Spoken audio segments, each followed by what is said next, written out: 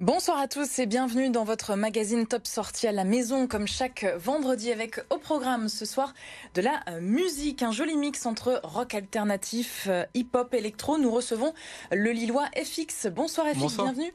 Merci d'avoir répondu à notre invitation et comme chaque semaine, évidemment, Xavier Silly nous accompagne également. Bonsoir. Bonsoir Marie, bien sûr, je suis avec vous. Et FX, eh bien, on fait connaissance avec vous. Je vous propose de découvrir un petit peu votre univers avec un premier extrait.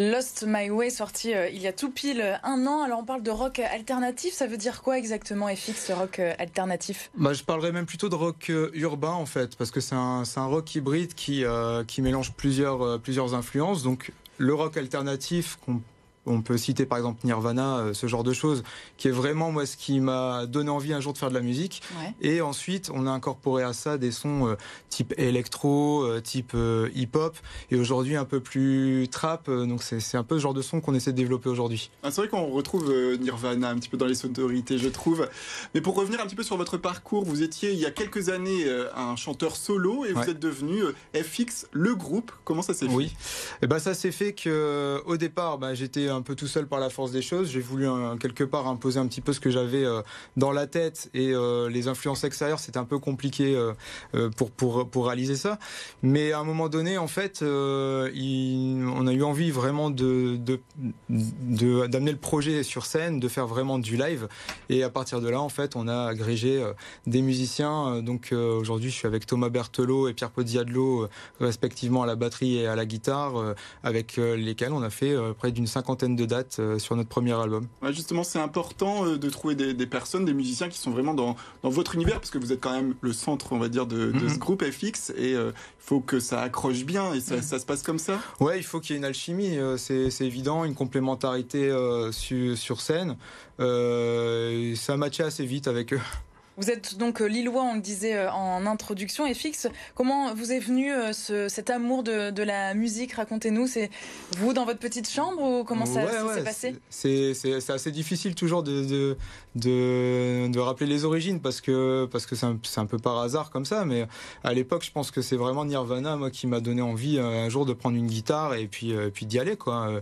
Je me retrouvais vraiment dans Kurt Cobain. Ça a bouleversé ma vie en fait. Ça vous faisait rêver en tout cas. Complètement. Justement, Nirvana, vous chantez en anglais, alors sans faire le francophile, c'est un véritable choix d'utiliser la langue de Shakespeare. C'est quelque chose en fait qui est assez naturel puisque j'écoutais pas beaucoup de chansons francophones, mis à part peut-être de très grands comme Bachung ou Gainsbourg, dont je suis très très fan. Mais mes oreilles, elles se sont forcément beaucoup formées à partir des groupes américains de l'époque et voilà, j'ai toujours chanté en anglais, en fait, exactement. Ouais, culture musicale. On va justement enchaîner avec votre nouveau single en vue de ce deuxième album, Trash for Legacy, extrait.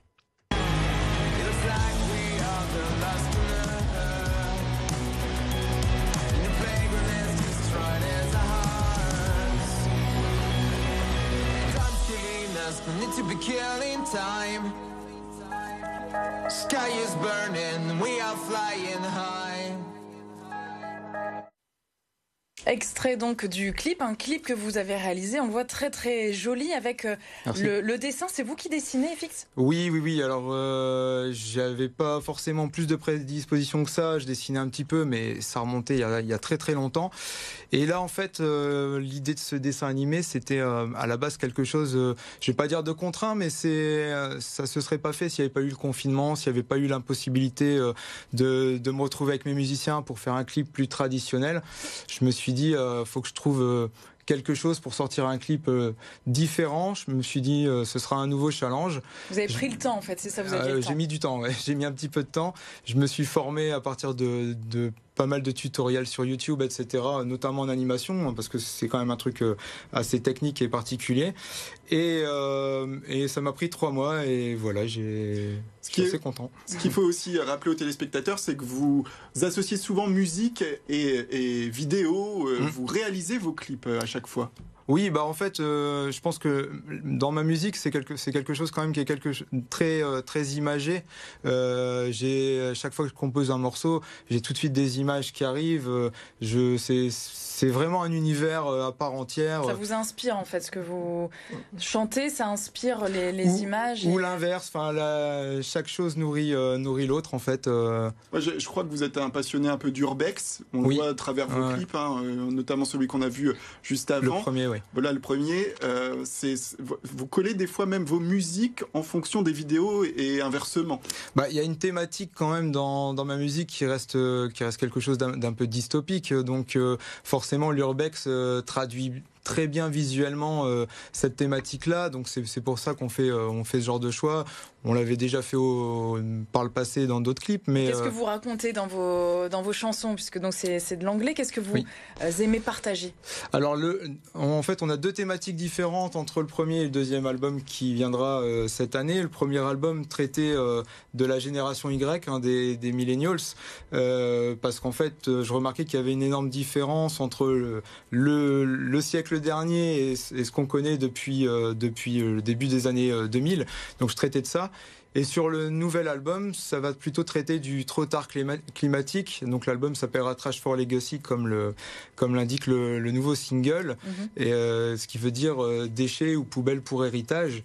Donc voilà, c'est vraiment quelque chose de conceptualisé. Toutes ces problématiques climatiques, ça vous inspire? Complètement, bien sûr. Avec un financement participatif pour cet album, pourquoi? Oui, alors parce que je suis un producteur indépendant, c'est-à-dire que je dépends d'aucun label en termes de production. Que produire de la musique coûte cher. Alors nous, on a déjà investi tout ce qu'on a gagné sur le premier album pour les sessions studio, etc. du second. Et puis la deuxième raison, c'est parce qu'en fait, moi, je veux être validé par le public. En fait, le crowdfunding, c'est vraiment quelque chose qui permet d'être validé par notre public. Je veux que cet album soit leur album. Mais on peut vous aimer sans donner de l'argent, si vous le voyez comme ça, vous? Bien sûr, mais c'est une manière en fait de dire cet album, nous on en veut, quoi. Et vous avez une fanbase sur Facebook, sur les réseaux sociaux qui participent, j'imagine, à tout cela. Ça avance bien en termes de crowdfunding? Là, je pense qu'en quelques jours, on a déjà réuni plus de 70%. Donc c'est plutôt bien parti. On croise les doigts pour qu'on aille au bout. Je crierai victoire quand ce sera fait. C'est pas encore le cas. Vous avez besoin de combien? Là, on est parti sur 3 000 euros. 3 000 euros, ce qui nous permettra de le sortir en physique, puisque le physique reste quelque chose d'important pour nous. C'est un vrai objet, c'est un vrai univers. Et il faut le rappeler, vous êtes également sur les plateformes de streaming, Spotify, Absolument. Etc. Et ça marche bien, ça rapporte aussi pour des artistes indépendants? Alors beaucoup moins que le support physique, si c'est votre question. Le streaming, vous alignez des lignes de centimes. Et donc il faut en faire beaucoup. Ça reste important, j'imagine. Ça reste très important pour la visibilité, pas pour les revenus. Pour la notoriété, surtout. Et la notoriété, ça se joue aussi sur les réseaux sociaux. FX, vous en avez profité l'an dernier avec vos amis musiciens pour jouer un petit peu justement sur les réseaux sociaux. Un extrait qu'on regarde tout de suite.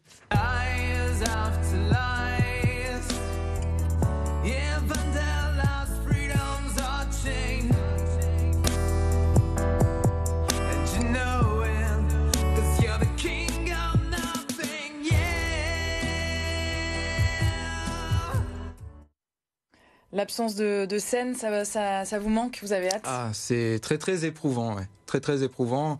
C'est notre manière de nous exprimer, donc forcément c'est très difficile. Le mot est fort, éprouvant. Oui, mais il est réaliste en fait. En quelques mots, peut-être, il y a des concerts tests qui seraient envisagés. Vous y participeriez? Avec grand plaisir. Tout ce qui pourrait ramener la culture au premier plan dans un contexte, on va dire, safe, on y participerait avec grand plaisir, bien sûr. Vous espérez que ça bouge là dans les prochaines semaines? Qu'est-ce que vous attendez? Ou les prochains mois, mais qu'on ait au moins des perspectives pour pouvoir rebooker des tournées, puisque là on est allé de report en report jusqu'à des annulations. Donc oui, le plus vite possible maintenant. Merci beaucoup, Merci. FX, Merci artiste lillois, d'avoir été notre invité ce soir. On le rappelle, donc sortie de votre single et de votre deuxième album d'ici la fin de l'année. Vous restez avec nous pour les petites sorties.